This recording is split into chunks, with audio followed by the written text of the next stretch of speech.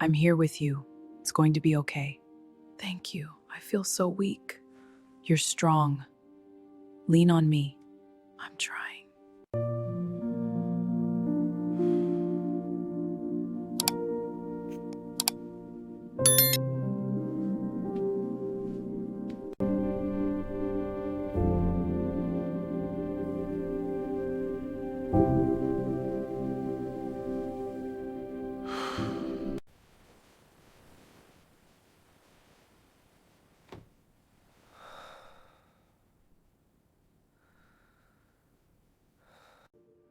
Hey, it's going to be all right.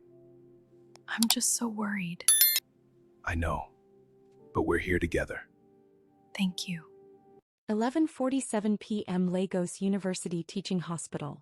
Room 214 Ward B. The clock on the wall above the bed has a crack running through its face, a thin diagonal fracture that splits the number 7 in half, and Adaure Nwosu has been staring at it for so long that the crack has started to feel like a metaphor she is too tired to unpack. The second hand moves. Indifferent. Vanical. Making its circles the way it always has, the way it will long after every person in this room has stopped making theirs. Her mother, Ngozi Nwosu, is in the bed. Was in the bed. The distinction has just become grammatical in the last 4 minutes. 11:43 p.m. is when the nurse pressed 2 fingers to her wrist, looked at the clock and made a note on her clipboard with the focused efficiency of someone who has done this enough times that it no longer requires the full weight of their attention. Ngozi Nwosu is 53 years old and she is wearing a hospital gown printed with small blue diamonds, and her hands, the large capable hands that braided Adaure's hair every Sunday morning from age 4 to age 14, that kneaded dough at 5 a.m. and scrubbed floors and counted coins on the kitchen table and clapped once, just once. When Adaure received her university admission letter, those hands are still now, folded over her stomach in the practiced arrangement of hospital peace. That someone else has decided for her. Adaure stands at the foot of the bed. She is 22 years old and she has not yet cried, which she notes distantly, the way you note the weather. She is aware that she should probably be doing something, crying, collapsing, reaching for someone, but her body has decided on stillness instead, the particular stillness of a person who has been bracing for a blow so long that when it lands they simply absorb it and remain standing and feel for a moment almost nothing. Her brother Chukwemeka, Emeka, 25, the eldest, who flew in from Abuja 3 days ago when their father called to say things had taken a turn, sits in the plastic chair against the wall with his head in his hands, his shoulders working in the silent, private way of a man who has decided his grief is too large to be witnessed. He is a structural engineer with a new firm, careful and contained in all things, and even now, even here, he is trying to contain it, pressing it down into the space behind his palms. Beside him, their younger brother Obiora. Obi, 19, gap year, always in motion, always loud, whose loudness has been absent for 3 days and whose silence is therefore its own kind of alarm, sits with his knees apart and his eyes on the middle distance and his right hand turning his phone over and over, forward and back, a rhythm he seems unaware of. Their father, Ikenna Nwosu, stands at the window. He does not cry. He presses his forehead against the glass and breathes, one long measured breath, like a man releasing something he has been holding since the diagnosis came back 8 months ago with the word metastatic attached to it, the word that closed certain doors permanently. He is 57 years old and he is a tall man, broad at the shoulder, the kind of man who takes up space in a room with the unconscious authority of someone who has always been allowed to, and he takes up space now even in his grief, even leaning against a hospital window in the middle of the night. He is still the largest thing in the room. He turns. He looks at his children. His eyes move across Emeka, across Obi, and then settle on Adaure with the quality of gaze a man uses when he has found what he was looking for. Not relief exactly. Recognition. The kind you give a familiar tool when you realize you are going to need it. Adaure, he says. His voice is cracked at the edges. The funeral home. And Pastor Namdi. And your mother's sister, Auntie Chidinma. She has to hear it from us before morning. Adaure hears herself say, I'll handle it. The words come out whole and steady, and she notes that too, the steadiness, the way her voice does not betray her. Her father exhales and touches her shoulder. Just briefly. Just once. You're just like her, he says. You know that. You're so strong. Just like your mother. Strong. There's that word. She has been hearing it since she was 15 and started helping her mother manage the household accounts because her mother worked 2 jobs and came home with her feet swollen and her eyes distant. Strong. The word that meant, "We can see you carrying it and we are going to keep handing you more." She takes out her phone. She begins to make calls. Behind her, Emeka lifts his head from his hands and looks at nothing. Obi's phone goes face up and the screen lights the underside of his chin with its cold blue glow. Her father turns back to the window. And the clock on the wall, the one with the cracked face, keeps its indifferent count. 3 weeks after the burial. The kitchen smells of stock and thyme and the particular sweetness of overripe tomatoes that need to be used today or thrown away tomorrow. Adaure is standing at the stove at 6:15 in the morning because Obi has a resit exam at 9 and he needs breakfast and their father leaves for work at 7 and there is no one else who will do this if she does not do it. This is the logic that governs the new architecture of her days. There is no one else and so it is her. She stirs the akamu and watches it thicken and tries not to think about Florence. About the acceptance letter that arrived 3 weeks before her mother's second diagnosis. The one she had kept folded in the inside pocket of her university bag like a talisman, like proof that her life was going somewhere specific and beautiful. A semester abroad scholarship. Competitive, rare, the kind of thing her literature professor Dr. Afika had called transformative with the particular emphasis of a woman who had been transformed by one herself. Full funding.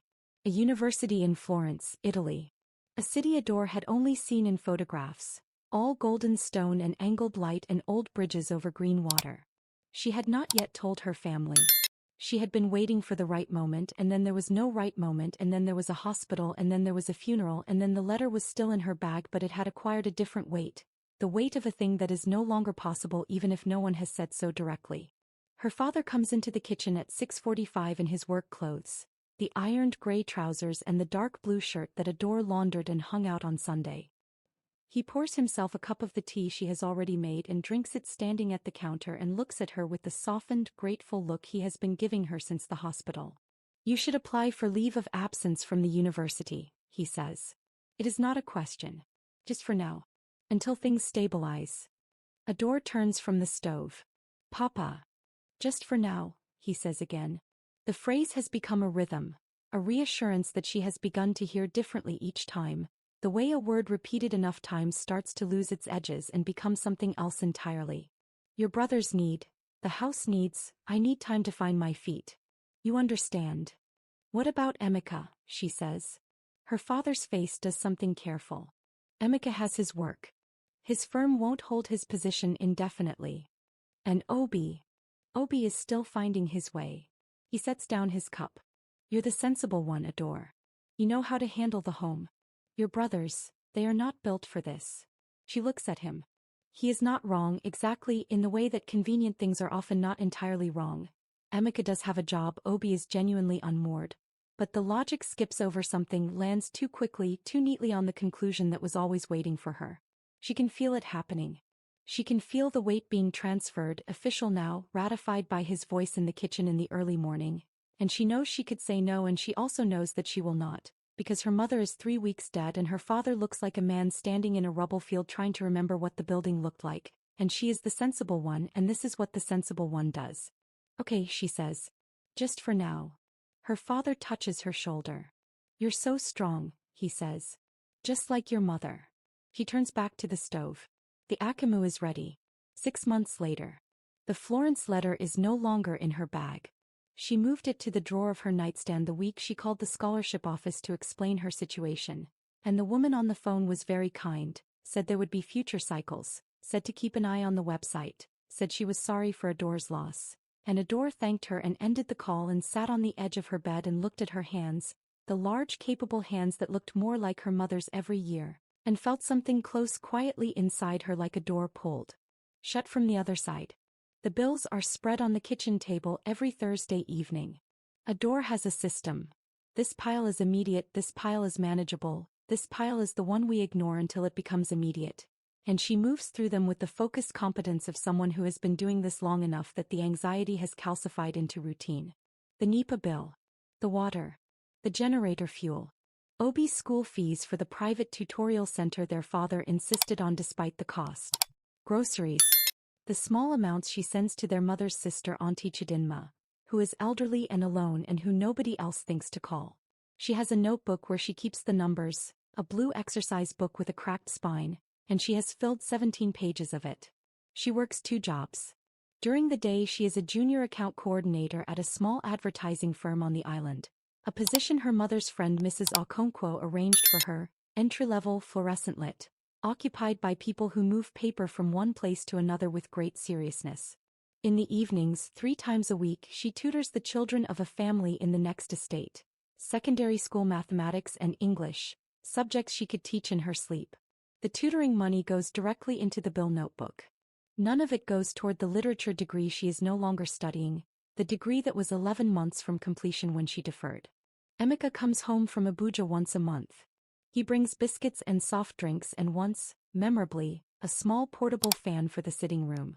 He sits at the table and eats the food Adaure has cooked and talks to their father about work, about the projects he is managing, about a colleague who has been difficult, and he thanks Adaure for the food in the easy, abstract way that people thank weather for being pleasant. When he leaves on Sunday evening he always says, "You're holding things down well, Ada." He says it with genuine admiration. He does not ask what it costs. Obi is in the house. This is the thing about Obi that requires a particular kind of endurance.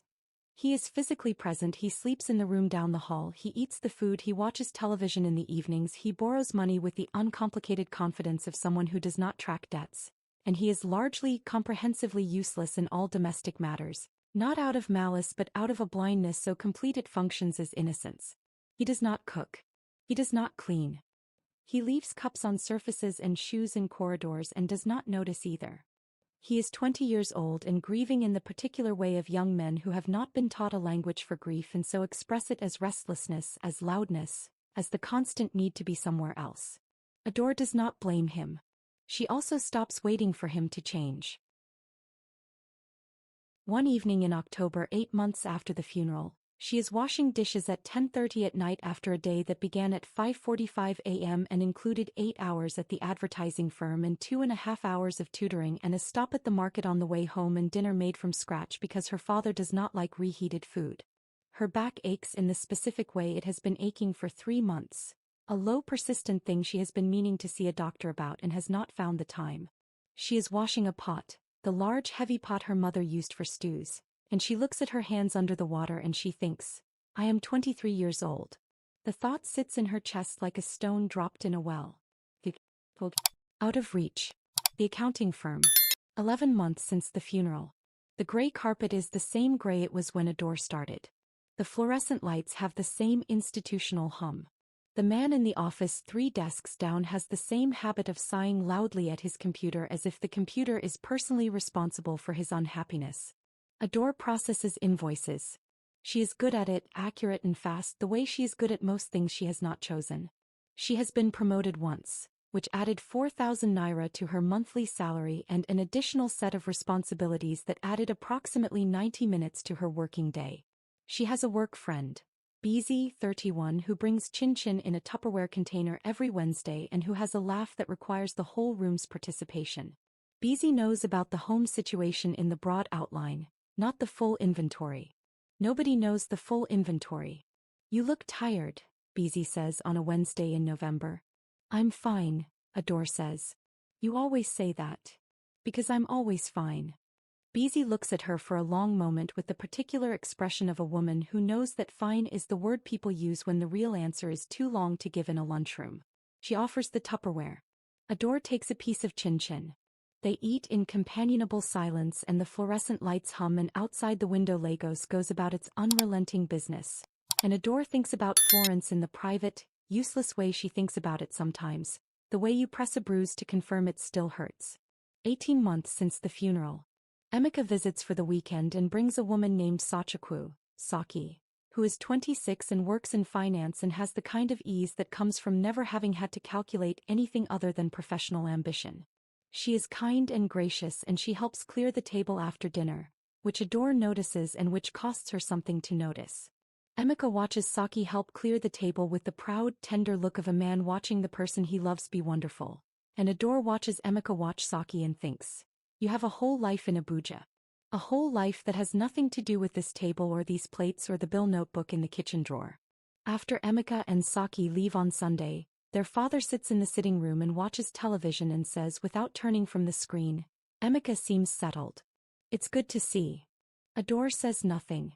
You should think about yourself too, her father says, still not looking at her. Finding someone. You're not getting younger. She stands in the doorway of the sitting room for one long moment, holding the dish towel, and she looks at the back of her father's head and thinks very clearly, I have not been young in 18 months. And then she goes back to the kitchen and finishes the dishes. 2 years, 4 months since the funeral. It is Obi who holds the mirror up, and he does it without knowing, the way people reveal the most when they are not trying to reveal anything. He has been accepted into a university program, business administration, private university in Ogun State. And the acceptance letter arrives on a Saturday, and he whoops and spins in the kitchen, and their father beams and claps him on the back, and the house is briefly full of the particular electricity of good news. Then Obi looks at the fees. 240,000 naira per semester. Accommodation on top. The kitchen goes quiet in the specific way of a kitchen that contains a problem and people deciding who will solve it. Their father does not look at Adaure directly. He does not have to. We'll manage, he says, which is the phrase he uses when he means, you will manage. Adaure is doing well at the firm now.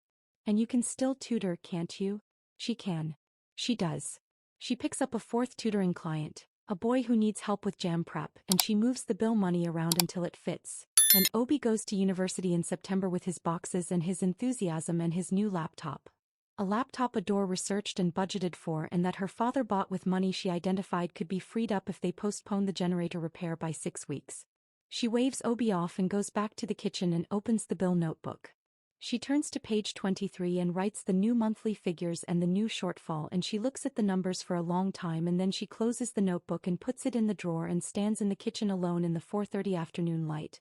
The light her mother used to call the quiet hour, and she allows herself for exactly 90 seconds to feel the full weight of what she is doing. Then she stops and starts dinner. That same week she finds the university website by accident, or not by accident, by the kind of semi-deliberate non-accident that precedes a decision you haven't yet admitted you're making. There is a mature student re-entry program. Literature. 2 years. The department head is a woman whose paper on post-colonial narrative Adaure read during her first year, a paper she annotated so heavily the margins ran out of space. The deadline for applications is in 8 weeks. She stares at the screen for a long time. She closes the laptop. She opens it again. She writes down the deadline in the margin of the bill notebook. 3 years since the funeral. Adaure applies. She does it at 11:15 at night after everyone is in bed, sitting at the kitchen table with her laptop open and the bill notebook beside it as if she needs to be reminded of everything she is proposing to leave. She writes her personal statement in one sitting, 2,000 words, and they pour out of her in a way that frightens her a little. Not because they are wrong, but because of how right they are, how precisely they name the thing that has been happening to her for 3 years. The slow, consented erosion of a self. She writes about her mother. She writes about literature as the one room in her mind where nobody has ever asked her to be useful. She writes about Florence. She submits the application before she can argue herself out of it, and then she sits in the dark kitchen for 20 minutes listening to the generator hum and her own breathing and nothing else. She gets in 6 weeks later. A full scholarship. She reads the email 4 times standing in the advertising firm bathroom at lunch. Door locked. Phone screen tilted away from the crack in the stall as if the acceptance might evaporate if observed. She does not tell anyone.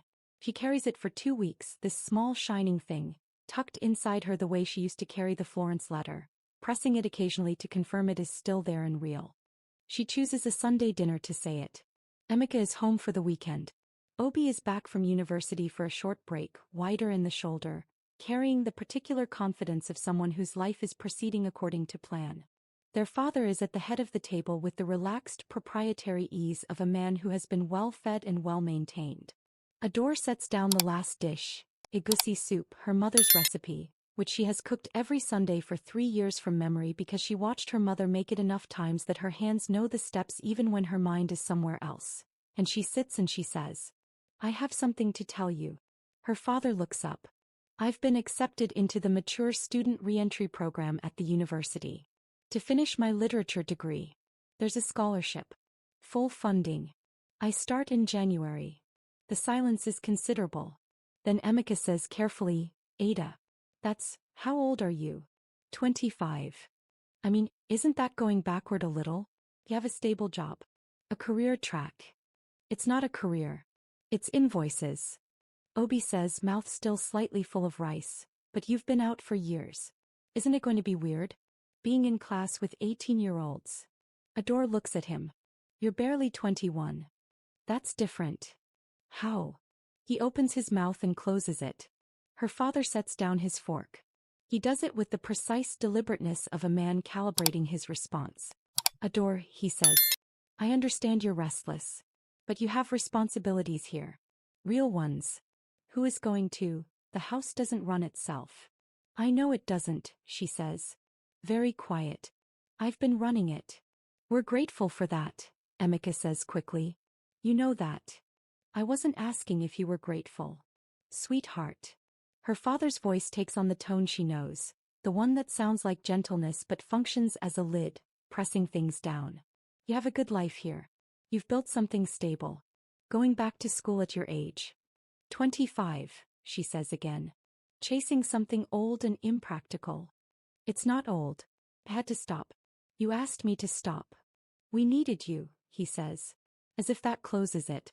As if need is its own justification, its own complete argument. Adaure looks around the table. At Emeka, who is looking at his soup. At Obi, who is looking at his phone.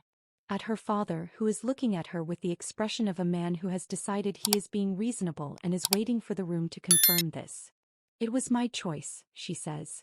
She says it the way you name something to understand it better, not to agree with it. That's what you'll say, isn't it? That it was my choice. Nobody answers. Okay, she says. He picks up her fork. Let me think about it. She is not thinking about it. She has already decided.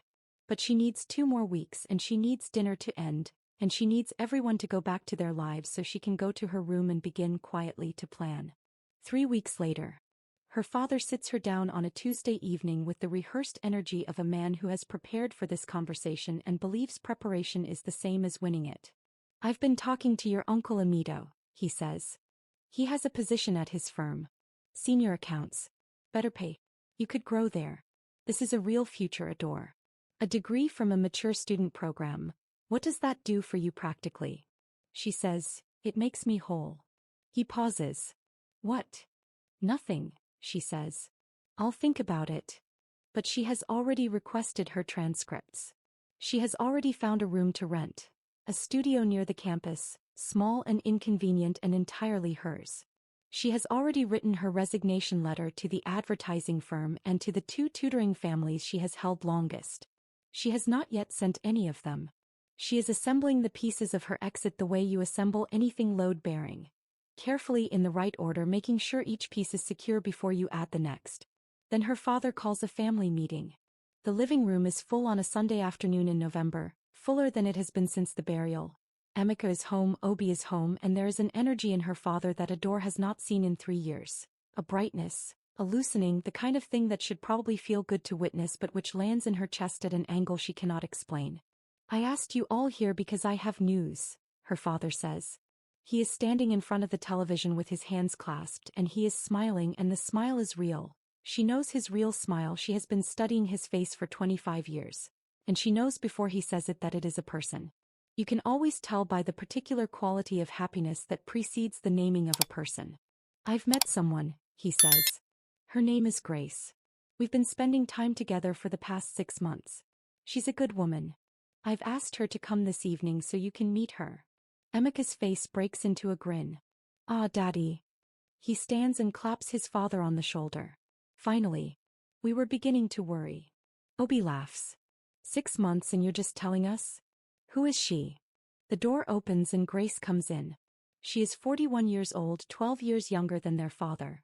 A woman with a warm face and a careful smile and a wrap dress in deep burgundy that she has clearly chosen with some consideration for this meeting.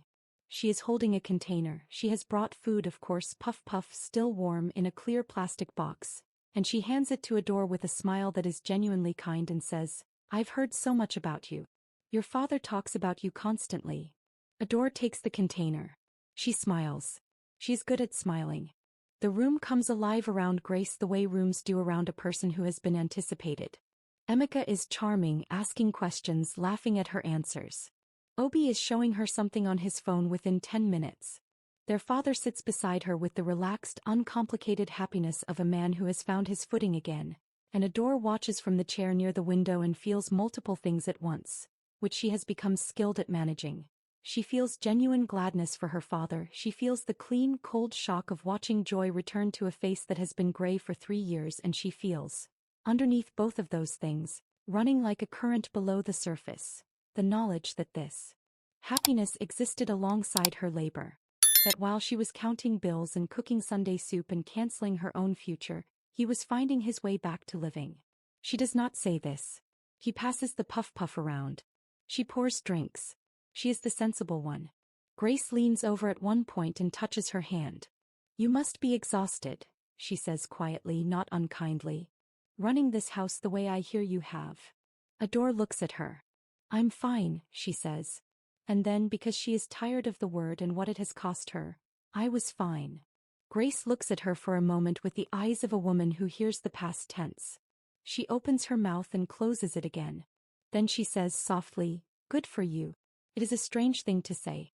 Later, in her room, Adaure will think about it and decide it was the kindest thing anyone said to her that whole evening. December. A Sunday. 7:12 p.m. She has decided tonight. This is the last Sunday dinner. She knows it the way she knew the Florence letter was over. Not with drama but with a quiet, physical certainty, the body knowing before the mind agrees. She has packed. Not everything, just what is hers. Books, clothes, the blue exercise bill notebook which she is taking because it is proof of something even if she is not sure yet of what. It all fits in 3 bags. 3 bags for 3 years. She has not counted whether that is pathetic or simply accurate. She cooks. One last time she cooks the Sunday food, jollof rice, fried chicken, moi moi. And she makes it well. She makes it the way her mother made it, with full attention, because it is the last time and because she has always cooked with full attention even when nobody noticed.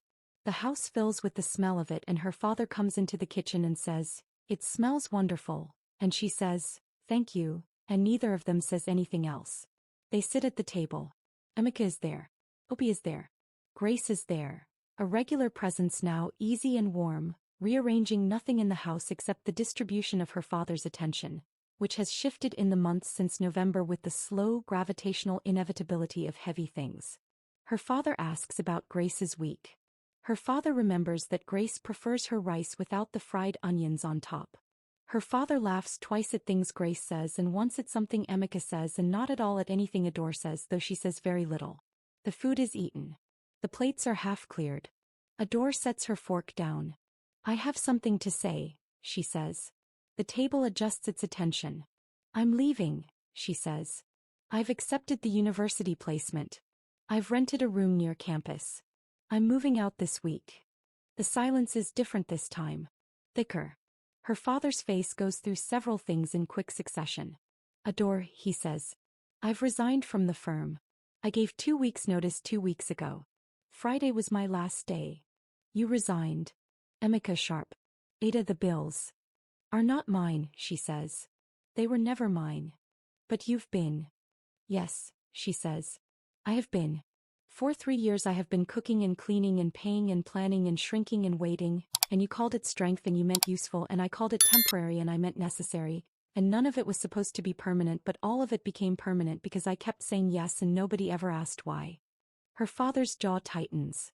"We were grateful. You were comfortable," she says. Not loud. Just accurate. "There's a difference." Emeka says, "You could have said something. If you were struggling." "I did say something. In September. At this table. And you asked me if it was weird to be in class with 18-year-olds. Obi looks at the table. "Your brothers needed stability," her father says. His voice has found its gravity again, the steady baritone of a man reasserting terrain. "The house needed someone who could hold it together. I was grieving. I was in no state." "I was grieving too," Adaure says. "She was my mother too." The table is very quiet. "I gave up Florence," she says. "I gave up my degree. I gave up a man who wanted to be with me and couldn't get past my schedule. I gave up my 20s, Papa. And you praised me for it. You said I was strong, you said I was just like Mama, and what you meant was, you will take what she took and you will do it without complaint because that is what the strong ones do." Her father looks at her. Something moves across his face. Not anger, not quite, but the more complicated thing that arrives when a man recognizes himself in a description he does not want to recognize himself in. "It was your choice," he says. Quietly. There it is. The 3 words she knew were coming. The 3 words she has been carrying for months like a stone she found on the road and kept to examine. Your choice. As if she chose from among real options. As if she chose the way you choose a meal or a dress or a path through a garden. As if saying yes when the only other option was abandonment is the same as choosing. Yes, she says. It was. She picks up her glass, takes a sip of water, sets it down. And this is my choice too. He stands up. She looks at each of them. Emeka, who is frowning at his plate. Obi, who is looking at her with something that might be the first stage of understanding. Grace, who is very still and whose eyes are careful and unreadable. Her father, who is looking at the space above her head the way he looked at the window in room 214 3 years ago, as if the real thing is always just slightly out of frame. Dinner's on the stove if anyone wants seconds, she says. I'm going to pack the last of my things. She goes upstairs. Nobody follows. She leaves it on the kitchen table under the salt shaker on a Thursday morning before anyone is awake. The note is short, which took longer to write than anything long would have. I have moved out. I'm going back to school. I won't be available for bills, cooking, emergencies, or anyone's school fees. I need to focus on myself now. I love you all. That is not the same as being available to you indefinitely. Adaure. She drives away in the early morning dark. The streets of Lagos are doing what they always do, becoming themselves again after the brief pause of night. The generators coughing to life, the hawkers setting up their tables, the yellow buses beginning their impatient shuffle through the narrowing lanes. She drives through all of it and does not look back at the house, and the city does not notice her leaving, and the sun is beginning to think about rising over the water somewhere to the east, and she turns onto the expressway and accelerates. Her phone begins ringing at 7:15. Her father. She watches his name on the screen and does not answer. It rings again. Obi. A number she doesn't recognize. Probably Grace, she thinks, and something in her notes the irony. Grace calling because she has become, suddenly and immediately, the person the household needs, and Grace is not built for it either. And that is information that belongs to the future and not to Adaure, not anymore. She turns her phone face down on the passenger seat. She drives. January. The university. First week. The lecture hall smells of chalk and ceiling dust and the particular concentrated warmth of many bodies in a medium-sized room on a Harmattan morning. Adaure sits in the 3rd row with her notebook open and her pen ready and her heart doing something complicated that she is choosing to call excitement. Around her are students who are mostly 18 and 19 and who carry the careless abundance of people who have never had to choose between their own future and someone else's. And she is 25 and she has lines at the corners of her eyes that are not from age but from the specific facial expression of a person who is permanently calculating. And she is aware of all of this and she is here anyway. Dr. Fatayai, who wrote the post-colonial narrative paper that Adaure annotated until the margins ran out, walks in and sets her bag on the desk and looks out at the room with the sharp, unimpressed assessment of a woman who has been doing this long enough to find underestimation offensive. She is going to talk today about Chinua Achebe and narrative authority and who gets to speak in a story and whose silence is also a kind of speaking. Adaure opens her notebook. She writes the date. She feels something in her chest that she cannot name for a moment and then recognizes. It is the sensation of being exactly where she is supposed to be. Not useful. Not strong. Not the sensible one. Just here, just present, just a person in a room with a notebook wanting to learn. She starts writing. 3 months later. Her room is small and smells of the coconut oil she uses on her hair and the books stacked on every available surface and the particular staleness of a space that is used entirely by one person for that person's exclusive purposes. There is a crack in the ceiling that she has decided to live with. The window faces east and in the mornings the light comes in at an angle that turns the dust motes gold. She has a 2-burner gas cooker and a mat and a second-hand desk and a plant on the windowsill that she is learning to keep alive and which 3 months in is still alive, which feels like evidence of something. She meets a woman named Dara at a departmental seminar. 10 years older, also returning to education, also carrying the specific weariness of someone who gave everything to a life that was not theirs and then had to begin the strange, late, difficult work of building one that was. They go for tea after the seminar and talk for 2 hours and Adaure comes back to her room and sits on her mat and feels, for the first time in a long time, not alone in the specific way of this particular experience. She gets her first essay back with a comment from Dr. Fatii in red ink. Remarkable clarity. Where has this voice been? Adaure stares at the comment for a long time. He thinks here. It has been here. It was just not allowed out. Meanwhile, the house. Emeka flies in from Abuja to find that 3 months of electricity bills have not been paid and the generator needs servicing, and their father, who has never in his adult life purchased groceries in any systematic way, has been surviving on takeaway and the contents of whatever Grace brings when she visits. The NEPA bill requires a negotiation with the provider. Emeka handles it, which takes 2 days and the kind of focused administrative attention he last applied to structural load calculations. And when it is done, he sits at the kitchen table in the house he grew up in and looks at the blue exercise notebook Adaure left in the drawer. She left it deliberately, left it open to page 23, where the monthly figures and the shortfalls are written in her careful hand, and he reads it for a long time. He calls Obi. Did you know about this? He reads some of the figures aloud. Obi is quiet on the phone. Some of it, he says. Not all of it. She was covering Auntie Chidinma, Emeka says. Every month. For 3 years. She was covering your school fees from her tutoring. Silence. Obi. I know, Obi says. And then after a long pause, I know.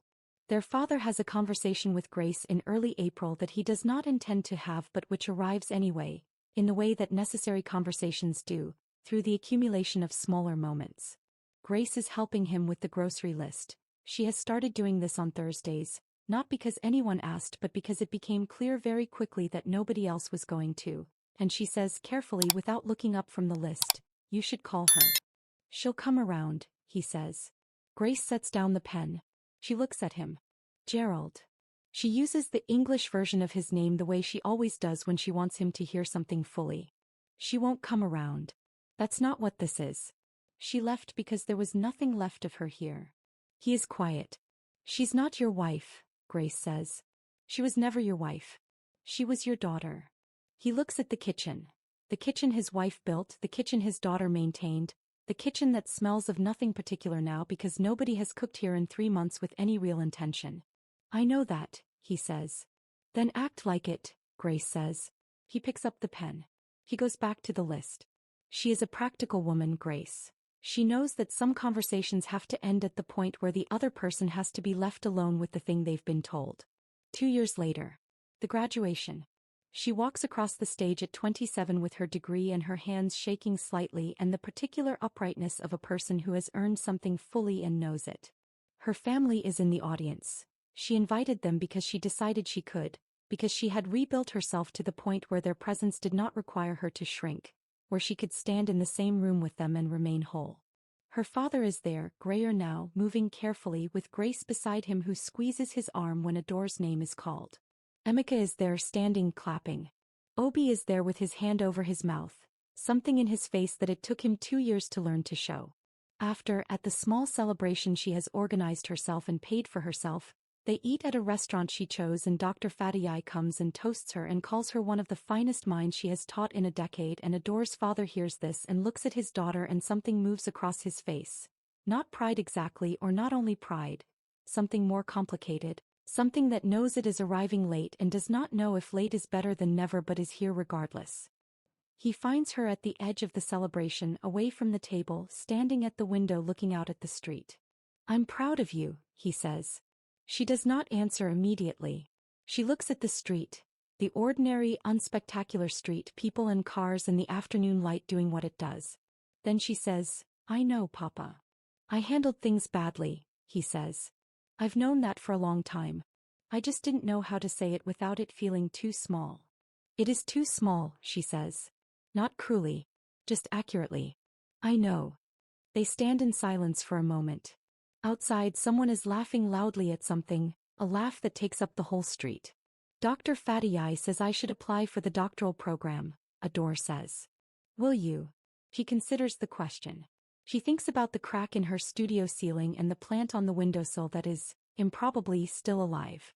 She thinks about the bill notebook in the kitchen drawer that she left as a receipt, as evidence, as a document of 3 years of unremarked labor that she is no longer willing to leave unremarked. She thinks about her mother's hands and her own hands and the distance between them that she has been slowly, stubbornly creating. She thinks about Florence, not with grief anymore, just with the steady, clear-eyed acknowledgement of a road not taken, a loss that became, eventually, the source of enough force to build something new. Yes, she says. Her father nods. He is quiet for a long moment. Then he says, I told you you were strong. She turns to look at him. I know, she says. But that was never a compliment. She walks back to the table. She sits among the people she has chosen. She orders the thing on the menu she actually wants, not the thing that is most sensible or most affordable or most likely to leave enough for everyone else. Just the thing she wants, and she eats it, all of it, slowly, in no hurry, going nowhere except forward. They didn't love her strength. They loved what it saved them from. And the day she stopped being strong for them was the day she finally became whole.